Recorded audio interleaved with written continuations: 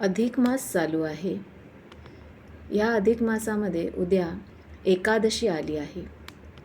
या एकादशीमध्ये ज्यांना संतती प्राप्ती होत नाही आहे त्यांच्यासाठी एक चांगला उपाय आहे.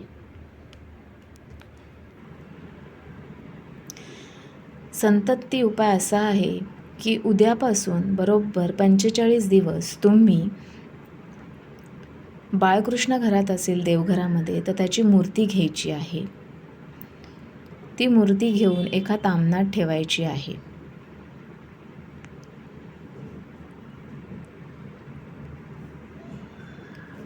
त्यानंतर एक कलश घेऊन त्यात पाणी घ्यायचं आहे.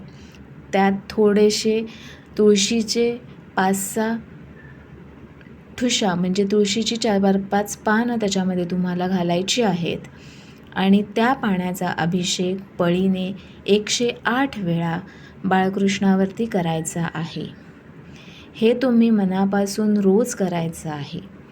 हे झाल्यानंतर ते पाणी दाम्पत्याने प्यायचे आहे. शक्यतो जमल्यास हा उपाय सकाळचा करावा. अभिषेक झाल्यानंतर मूर्ती पुसून देवघरात व्यवस्थित पूजा करून ठेवावी. मला माहिती आहे उपाय करून संतती प्राप्ती वगैरे ह्या सगळं बोलणं सोपं आहे, पण आजकालच्या सायंटिफिक जगामध्ये अध्यात्माची गरज असणं आणि अध्यात्माची साथ असणं हे फार महत्त्वाचे आहे. जिथे विश्वास आहे तिथे सगळं शक्य आहे.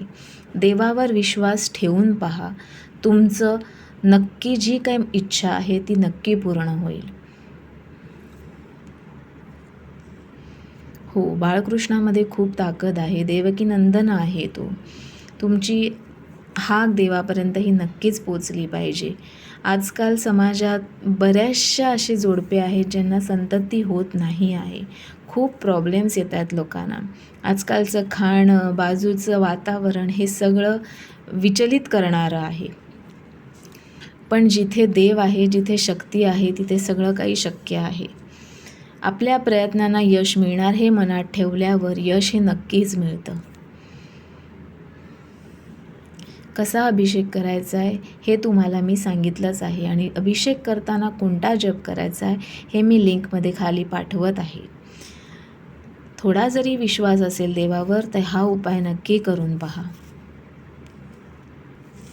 अधिक मासामध्ये हा फार महत्त्वाचा आध्यात्मिक उपाय आणि आध्यात्मिक सेवा ही मानली जाते.